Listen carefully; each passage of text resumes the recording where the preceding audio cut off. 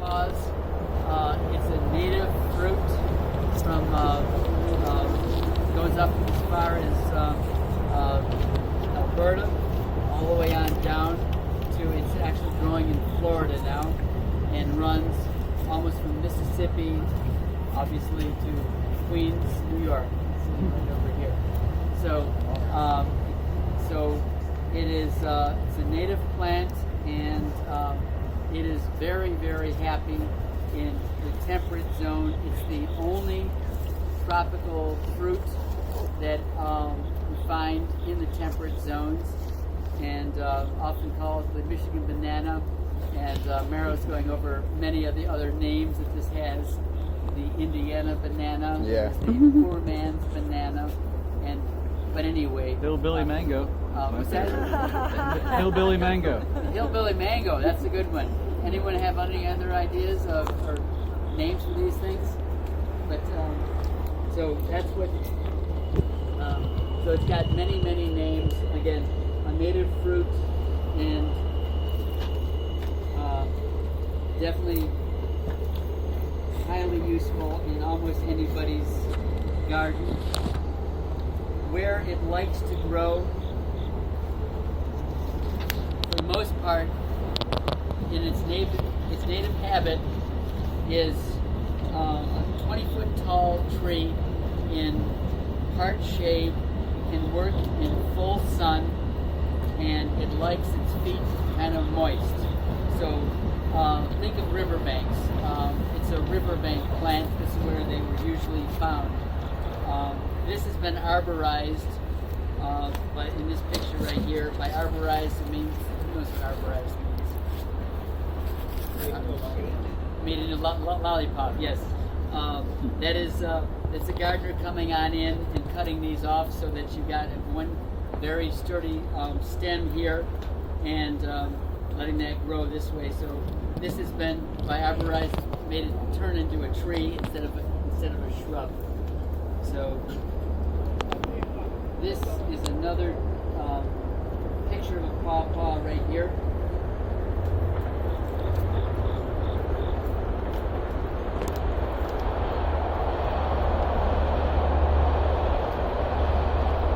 And luckily we have a human being in this picture, so you can see just what this looks like. Pawpaws can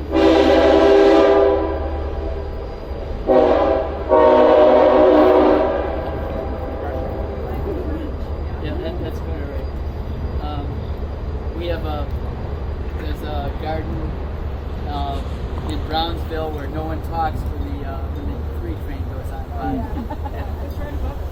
Yes. So, but anyway, it can grow, depending on the variety, from anywhere from 20 to 40 feet tall. So 40 is really the top end of a pawpaw. These can be considered shrubs for the most part, or very, very tall shrubs, or very small trees. It's in that zone between a shrub and a tree. So again, you need two of them. They've got to be moist. Dappled sunlight works for them. And we've got some pawpaw experts over here.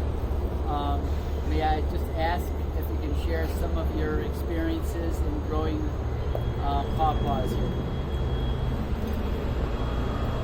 Instead of me doing all the talking.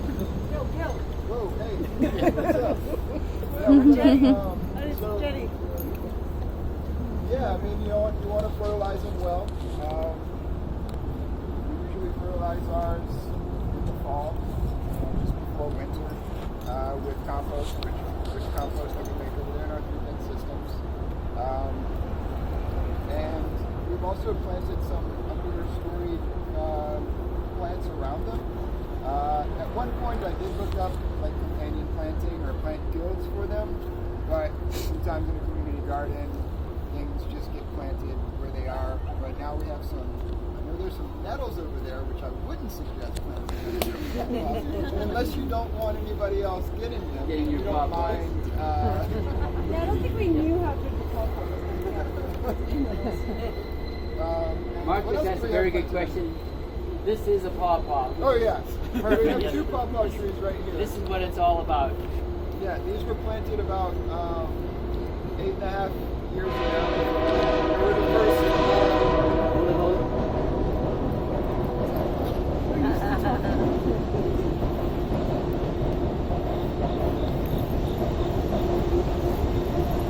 8.5 years ago, you said? Yeah, they were the first trees, the first perennials planted on site. And there were political reasons for that, but I won't get into it right now. The pawpaws, we've got a couple that are a few years younger back there, and then I'm looking forward to planting the ones that I'm getting tonight a little bit further back there. But what happens when they grow is they kind of like sucker from the ground, so they form like a pawpaw patch. And there's actually an old song about the pawpaw patch. Way down yonder in the pawpaw. Yeah. I don't. Picking up pawpaws, put them in your pocket. Picking up pawpaws, put them in your pocket. That's it. Picking up pawpaws, put them in your pocket. Down in the pawpaw patch. Yes.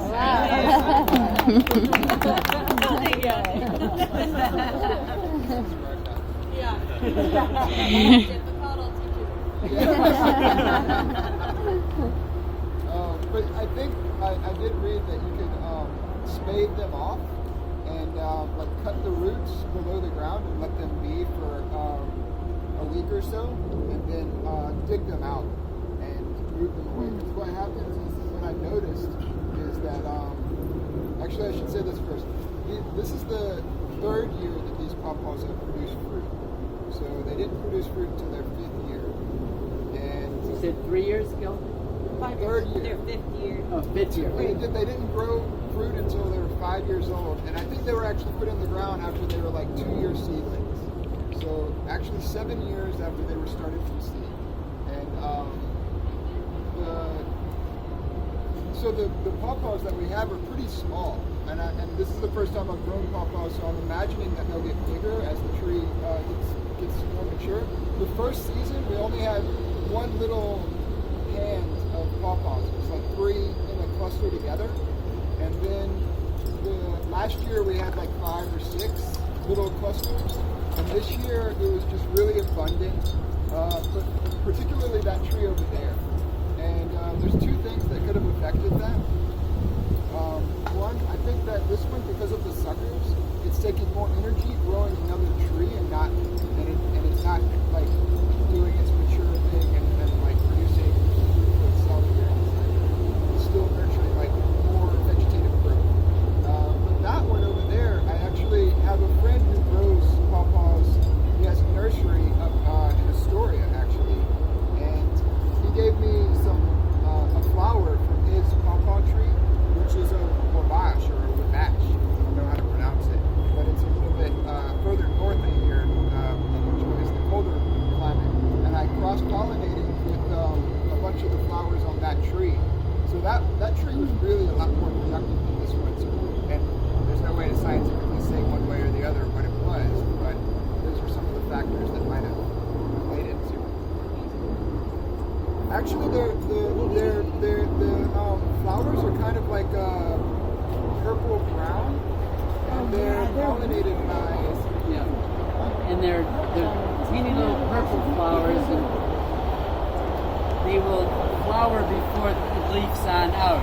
Yeah. So it throws its flowers out first, and then the leaves come out second. So, and you notice them though, right, Dina? Oh yeah. Yeah, And- they're not really flashy. They don't attract the bees so much, and they actually have a slight like carrion smell, like this, Yeah. like a rotting flesh type of bad smell, and they attract flies. And actually, there's one specific moth. It's like the pawpaw sphinx that this is one of their host plants. And I believe I saw one earlier this year. I took a picture of it, and I use iNaturalist. It's an app on the phone. Just upload a picture and it kind of gives you suggestions. And there was people that agreed with me that that's what it was. So research is information. So you started an argument on iNaturalist. No, but we also have moth traps. There was one on the apple tree. They're like these green diamond-shaped traps, and you can look inside and see what moths are in there. And I think we found the one that you were just had something here in moth Moth hunt. Month. We had some citizen science happening. Yeah. And as Gil said, these are not pollinated by bees. It's wasps, flies, and beetles pollinate these things. So I don't know why bees don't like it, but that's the way that is. And they call the horticultural name is Asimina triloba, and the triloba is for the three kind of petals underneath the flower that you can see, and that's the triloba on there. The calyx are basically set up in threes. It kind of looks like a tri-corner hat. So So when you go to look for a pawpaw flower, don't think flower. Just think something that is, it's going to surprise you. Flowers it's like being very generous. petals.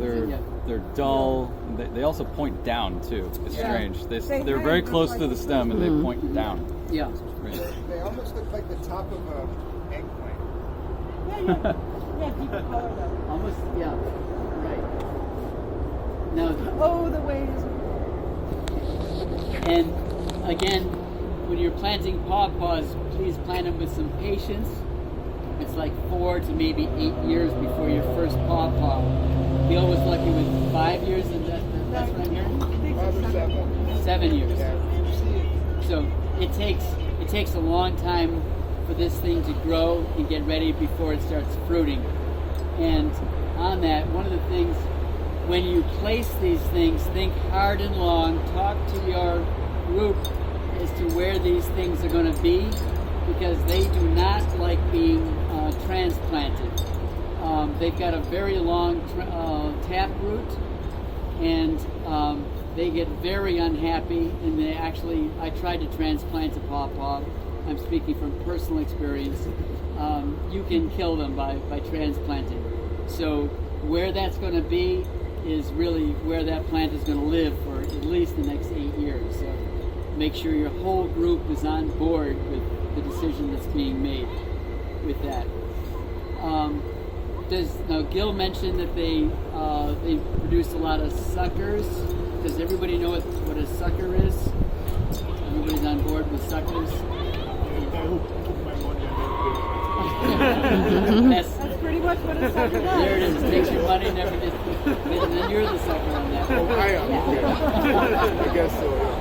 But what we're talking about here are those nodes on a root that decides to make a break for it for the open air and starts another stem up next to the main stem. So it does two things. It's now trying to grow a pawpaw patch, like that song we just heard there before. It's trying to grow a pawpaw patch out of there, but what it's also doing is it's clustering, but it's also taking a lot of energy from the mother plant. So it would be good just to snip those pawpaws, those suckers off, to keep all the energy going up the taproot to your tree. Also, you can do a couple of things that is not found in nature to contain these roots, and that is to dig a very large hole before you plant the root ball. By a very large hole, something that's like 2 foot deep and maybe a 3 foot round hole, and then you can take galvanized sheet metal. You can find these in old metal doors. Just simply rip the skin off of a metal door, fold it in half. This is a lot of noise. And stick that in and make yourself sort of a liner for the sides. You don't line the bottom, but you just line the sides, and that will keep the roots from going sideways and coming back up into the rest of your garden. There's another thing you can do. Take an old water barrel, take a leaky water barrel that you're going to throw out, and cut a band off of that, a 2-inch wide band, and then use that and drop that on down. Maybe take 2 water barrels to make a much larger tree pit, so to speak, for your pawpaw, and drop that on down. So no one sees the water barrel shards or the plastic shards that you found, or the skin of a galvanized door. No one sees that. It's all below ground, but that will keep that from suckering up and dominating your entire garden. So just some thoughts on that. Can you plant the suckers? Can you plant the suckers? You can plant the suckers, but you first got to germinate the roots, and like a water germination till the roots come up. You just cut a Yeah, piece out. right. So another way to contain your tree. Let's say the garden can't maintain 2 trees the size of the tree that's right behind me. It's possible to espalier a pawpaw tree, and this is so basically taking this thing into one plane on the tree. You can see, so we've got trees, we've got limbs coming off north, south, east, west, southeast, southwest, south, southeast coming out. So you just take the north and the south pointing trees and cut everything else off, and then use like a bamboo lead to tie those things up. And now you're forcing nature into your own design here. Some people like that, some people don't like that. It's a French technique, espalier. It was used in courtyards inside of French castles where there was not a lot of room to grow a lot of stuff, but they wanted to have their pear trees, their apple trees, so they went for the espalier technique.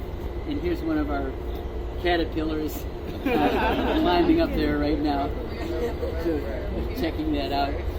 Feel free to release them of their heavenly body. But Dina, you told me that they are somewhat toxic, or only if you eat them. They may irritate your skin. Okay. Only if you Yeah, if you fry smash them them up on your with some skin, garlic they'll salt. I love that. Okay.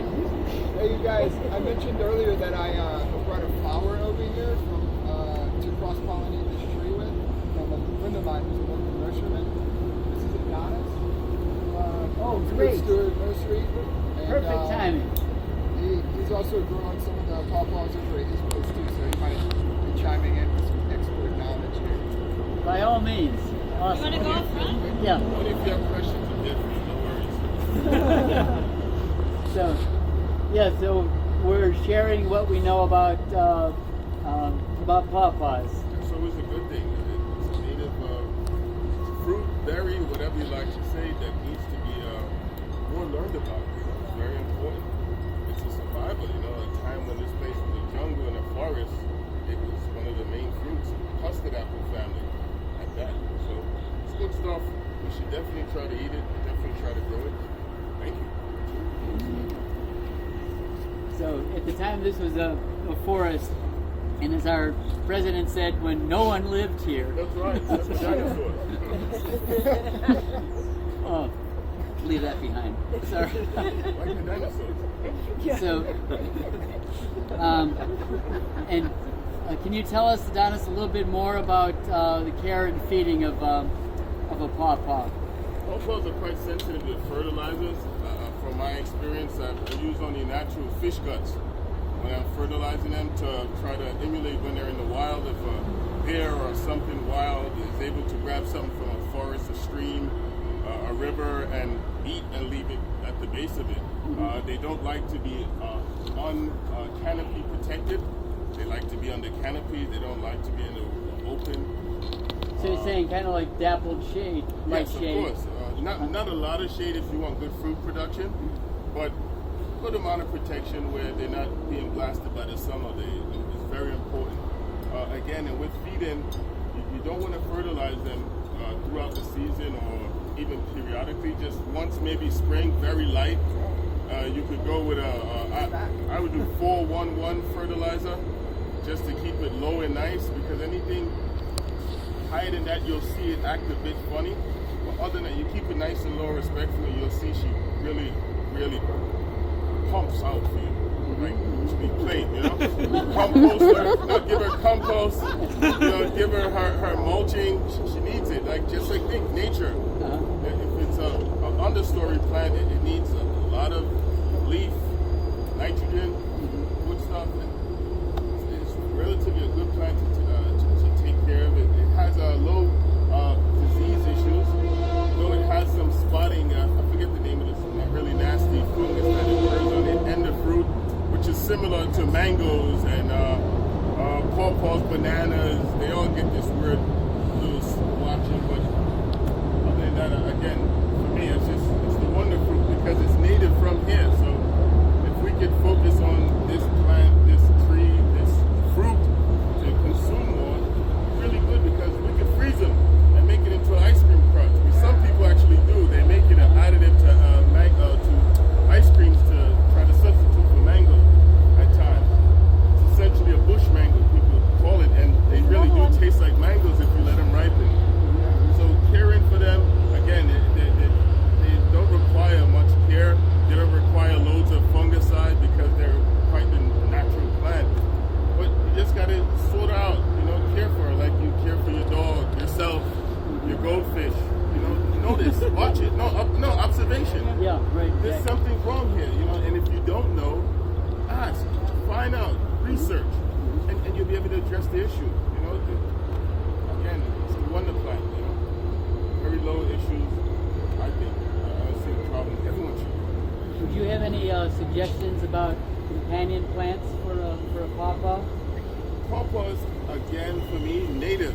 Whatever plant grows natively in the region would be an amazing companion plant, because you're not going to determine where this plant grows in nature. Nature's going to determine it. So that is, it grows yes, you can have. It grows closer to raw water, but if you go upstate, there's some people who are on top of the mountains that have great pawpaws growing in their backyard, and they're nowhere near water. That they put there, yes. Yeah, I'm talking about like if the seed was thrown out. Well, if it was in nature, you would most likely find them in kind of dampy areas, but not too damp, because it needs water. It needs a water source. Look at the big, thick leaves. It tells you that I need something to keep these leaves thick and moist. And also, probably the way that the suckers are going to give it, that's actually a good thing. Like wet water or wet ground. Yeah, it helps it to. Suckers help stabilize. And suckers, the good thing you could do with those, which I've noticed, just put heavy stones around them. Don't walk around it because then you're gonna trample out you choke out your plant. But you just wanna put some nice flat stones around. It'll deter the suckers from coming up and letting them say, you know what, I don't wanna get photosynthesis. I go back down and suck up nutrients from the earth. That's all it is, just retraining at times. Sometimes you gotta prune, unfortunately, but when you don't have to, hey, just put some stones, keep it down. We should go to turn these off. Wait till the potential for disease to go up in it. We got a lot of stuff around us, so wait a little bit when everybody's dormant, and then if you want to do that, yeah. But I would wait. You got a lot of stuff going on there. You don't want to get sick. It's a nice tree. But you got the right idea. You see she's going from under that stone there. You put another stone down, put them down, and just make sure no one's walking in the area to totally crush out the root system and all shit. Spice bush is also a very good one to grow up. Oh, yeah. Lindora benzoin. Oh my God, they for some, I don't know. There's something going on with mine. Some weird thing. Right, yeah. They two natives like together, yeah. Yeah, and oddly enough, my allspice, they taste totally weird this year. They actually got some good pollen It's a great flowers. tip, Adonis.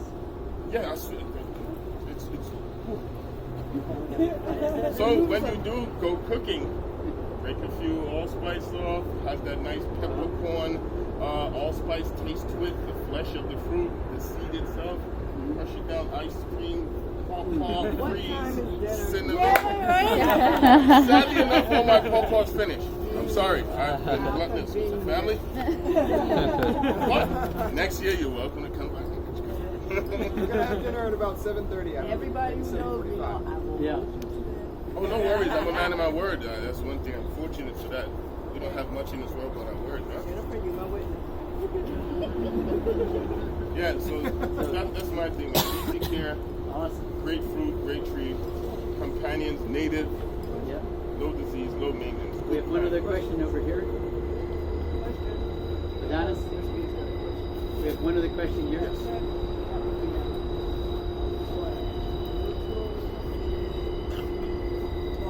I didn't hear the question. Soil neutral, sweet, acidic. Again, it's a native plant, so whatever the native soils will be for this entire region, which we have a very thin soil levels here in New York, right? It's not too thick, so probably a lot of gravel, a lot of sand. That's why it's by the rivers at times too, maybe because it wants to move around, aeration, roots. Doesn't want to be compressed and choked out. But yeah, I would say it tends to like sandy, gravelly soil. That's moist, not dry, not wet, but moist. Too wet, it'll die out and get this weird brown thing. That my friend had some in the river growing by his property. It's a swamp. He thought it would do well, and didn't do as well as he thought. It died out. Thank you much. No worries. I love the plant. So what we're going to do here, wait for Mara. So do you want to do the distribution of the plants now? There are so few people. I think you know who you are. I've talked to you. If you're a member of the Green Thumb Garden and you're taking home plants today, just come see me before you leave. You're going to be the varieties that we have are on the back of the handout, and you're going to take home at least 2 different varieties. You have to take at least 2, but I think we might have enough that if you wanted to take 3 varieties, that you could. So I guess at this point we'll just do Q&A, and if you are a Green Thumb Gardener who's picking up saplings, you can come now. You can get a book from Pat. You can hang out, talk to Eric. Pat's got 3 books here for $16. Was at 24, and now it's 16 for this day only. But we have like another half hour for Q&A, so Yeah. questions for Eric or Adonis. Yeah. So got a question here? Go ahead. My question is if anyone has ever started a pawpaw from seed, and how has that gone? I'm sorry, I didn't hear the first part of that. How do we start a pawpaw from seed, and how has that gone? My best thing, I would say pull the fruit, clean it off, make sure none of the leftover gushy is on it yet. Get home tonight, put it in a Ziploc, touch of water just for a little moisture. 90 days to 100 days. So December, whatever this date is, take it out, throw it in some soil for a few weeks or so and watch it start doing its thing. That's the success I've had with creating seeds for friends that I've done. Do you need to put it in the fridge? No, it's in the fridge. It's in the fridge. It's gonna get it's in the Ziploc in the fridge. 3 months, again 90 days to 100 days, then drop it in the soil. You'll see them start popping up like crazy. Do you have any problem with mold developing in that time? If That's you the only have issue I've run If into. you have the fruits and didn't clean it adequately, then you will have that issue. Otherwise, you just emulate what would happen in nature. Remember, an animal would eat it around October-esque. It would drop. It would get dispersed through its scat or left over in the ground. Mm-hmm. Winter would come, go through the whole of winter, then spring it would start to germinate itself. Yeah. All you're doing is trying to emulate what would happen in nature. That's it. And to help you out, if you're doing more than one type of seed germination, it's called stratification in your refrigerator. Yes. Sorry. Use the once you get that bag set up, like Donna said, take a Sharpie. Not only can you alter weather maps with this, put down the date. You may know that this is September 18, but put down do not open until, and then count down your 90 days, so you don't have to wonder what was this bag, what was in here. That's what I would be doing. So, yes. Have you had much success in actually moving trees to a different location in the garden. Have I had? We have a problem with moving the trees. Like we have a couple of trees not this size yet, and I'm just wondering, like, what are the best practices for trying to move it? Yeah, the best practices for moving a pawpaw is do not move the pawpaw. That's because it's got a very large tap root. It really. You go along with that, Adonis? But if it's no, where you put it is where it's going to stay. So think hard and long about that. I'm hearing that you've got some trees in the wrong spot. Is that what I'm hearing? Yeah. How big is pawpaws? it? How big is the tree? Right now they're about 8, close to 8 feet or around 8 feet. Oh, you're not going to get that out, brother. You got to dig 8 to 9 feet down to get to the tap. Oh, we got strong muscles. 8 to 9 feet down. Don't worry about it. She can do it. You can dig down to the equivalent of the top. Try to go down and you'll probably see that the top is around the same as the top. So if it's like 8, it's going to be probably like 10, 11, or 8, depend on rocks and stuff. It's unfortunate that whoever planted them amongst a lot of other fruit trees, so now they're all competing, and I don't know. Keep the pawpaws, get rid of the other stuff, because that's the native, baby. That's the native. Remember, it survived the Ice Age. It survived the Ice Age. It's still here. Oh, wow. Come on, it's magical. Let's think about it. It So how do you survived. move a cherry tree? You get it? Cut it down, like Junior Washington.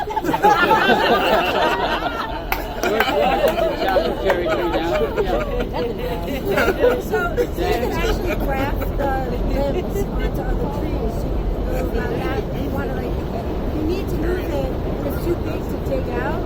You can start grafting the branches onto other trees.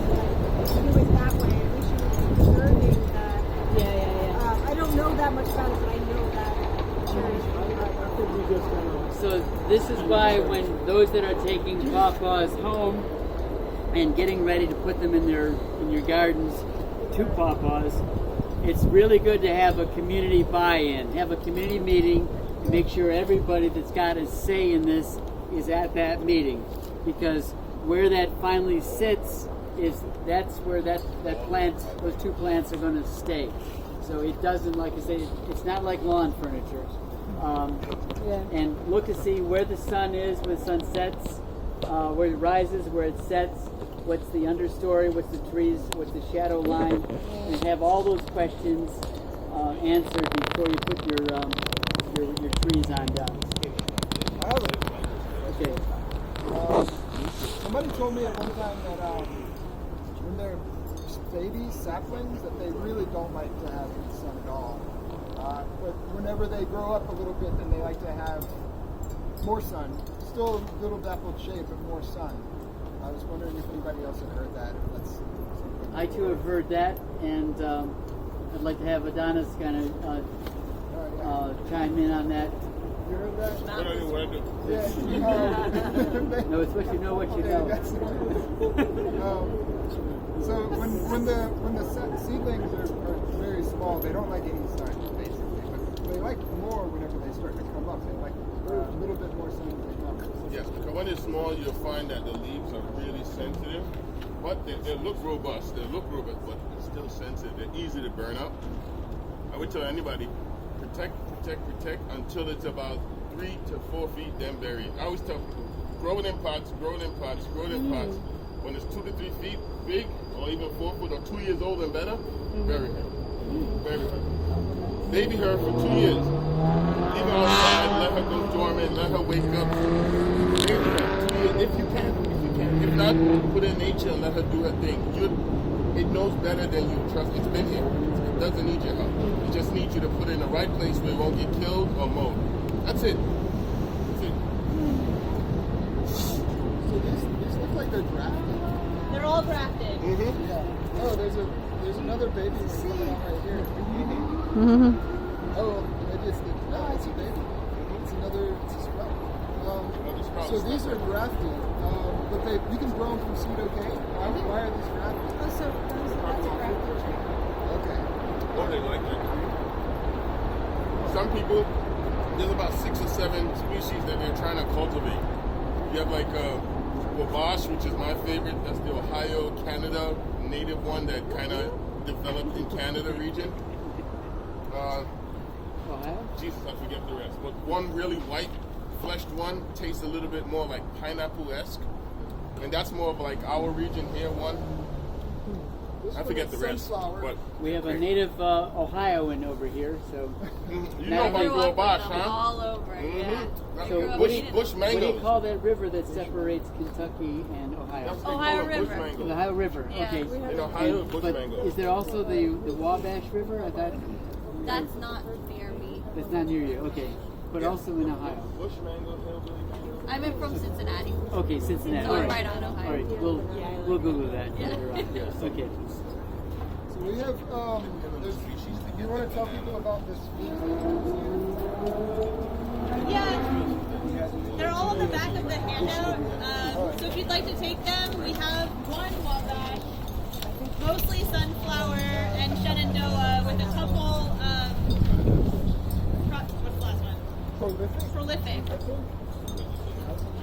So information about them, about like the color of the flesh and the flavor and the size of the fruit is all on the back of the handout. We only have one of the Wabash. We have a lot of the sunflower and Shenandoah. And if you're taking them back to your garden, again, you want to take more than one variety so they can cross-pollinate. They won't self-pollinate. So I'll recommend taking a sunflower because that's the one we have the most of, and pick a second variety. And because I think there's really only 3 of you who are taking stuff, a third variety.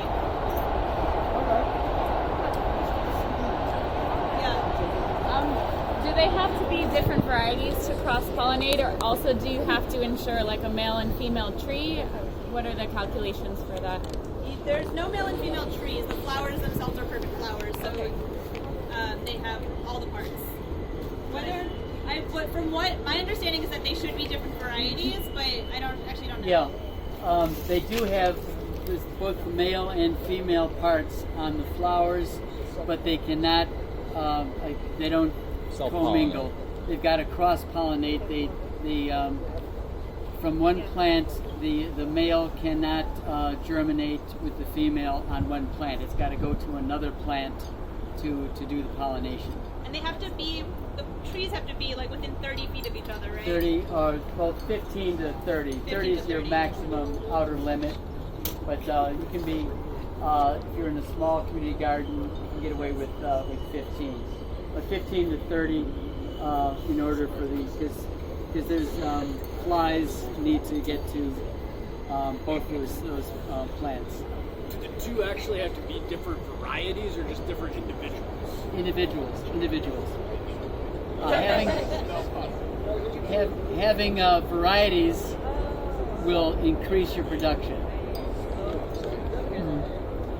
If you cross two, if you have like one of one type and one of the other, will they produce like different kinds of fruit, or will they produce the fruit? No, the fruit will be produced from the female, from whatever the female plant was.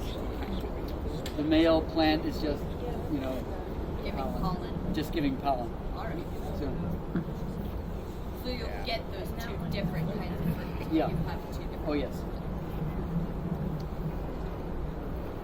These are great questions, and we have a not great question.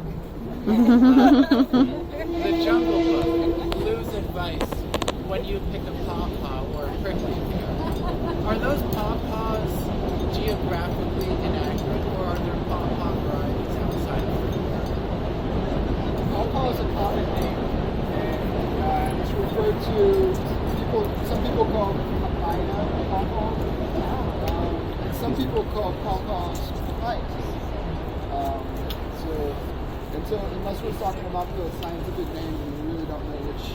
But he was probably talking about papaya if he was in the jungle. But it could have been some sort of other pawpaw. I doubt it. Unless that was the North American version of the Jungle Book. And pawpaws and papayas are not botanically related, but pawpaws are botanically related to cherimoyas and soursop, if you're familiar with those.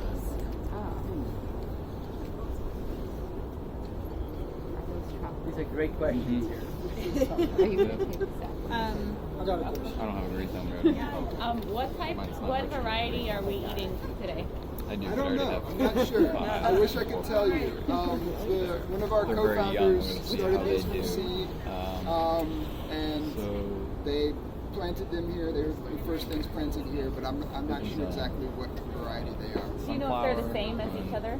I don't think that they are, because they are producing fruit, so they need to be different. A couple of wild seed starters. I have no idea from the woods. If you walk down the path, there's We'll see how one they close to the hive that I can show anybody who wants to see, and then one on the right there were side of the path. suckers Those that were probably transplanted Probably still young. not. We got those from the Too big. NYRP tree giveaway 3 or 4 years ago. But I also don't know what variety those are, so I'm really excited to get a couple today that I actually know what they are. Oh, okay. Yeah. Oh no, not from the And if you put them in close enough proximity, then the more variety that you have, the more cross pollination, the more prolific. Presumably, like variety of flavors are going to show up in these. So wait a minute, I'm sorry if I'm jumping on anybody, but something about so the seeds that we have tonight are from one variety. Yeah. So we can't just take 2 of these seeds and plant them. We have to take 1 of these seeds and get it. It would be good to have 2 varieties. You don't need to have 2 varieties. Yeah. Get them. It's much better.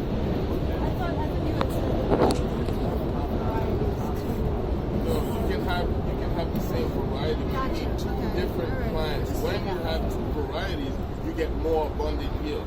Say you have 2 Shenandoahs, you'll get Shenandoahs, but when you have like a Wabash and a Shenandoah, you'll see just the production. It's massive. And I've just been experimenting to see, okay, if I just use 2 Wabashes and see if you get a normal amount, good crop. But for some reason, when you cross-pollinate, I don't know, something in the DNA of the pawpaw wakes up and say, this is a very distant and not too close to relativity for me. It's not exactly my cousin or my cousin's cousin. Yeah, I wanna mate. And no, serious, they produce offspring. Again, I showed samples of just the color variations of the ones that I grew in my house, and I've been putting some seeds. We switched out, me and the brother and Gil.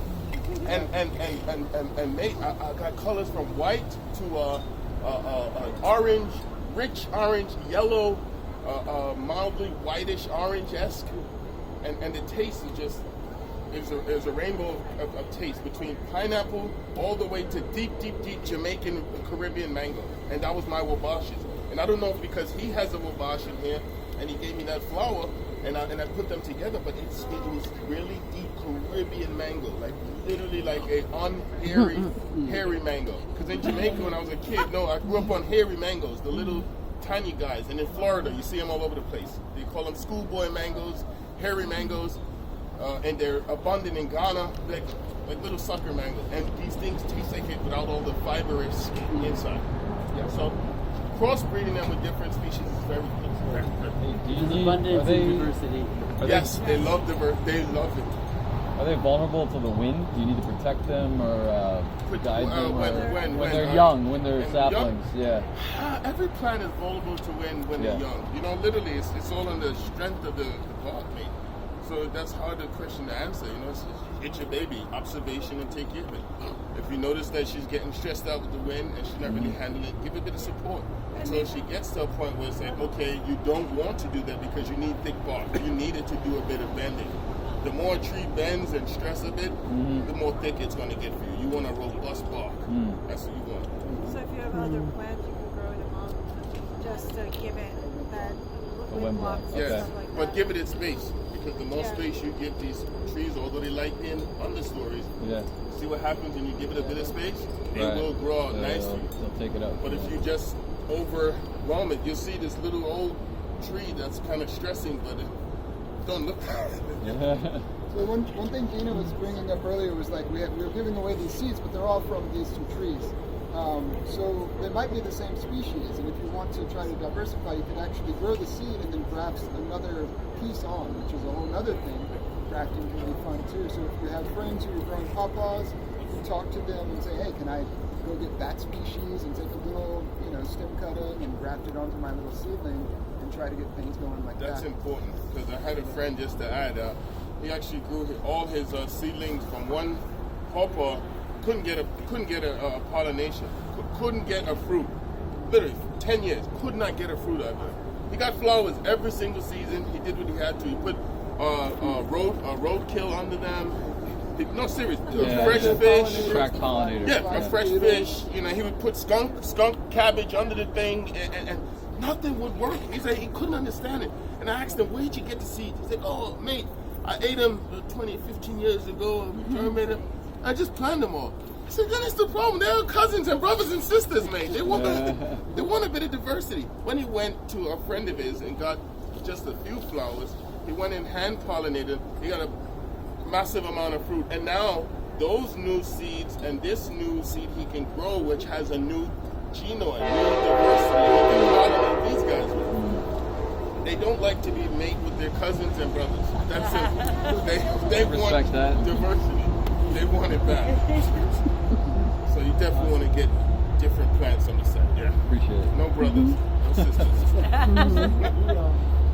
We planted ours like 2 years ago. Yep. And now this is the first year that we have. Sweet.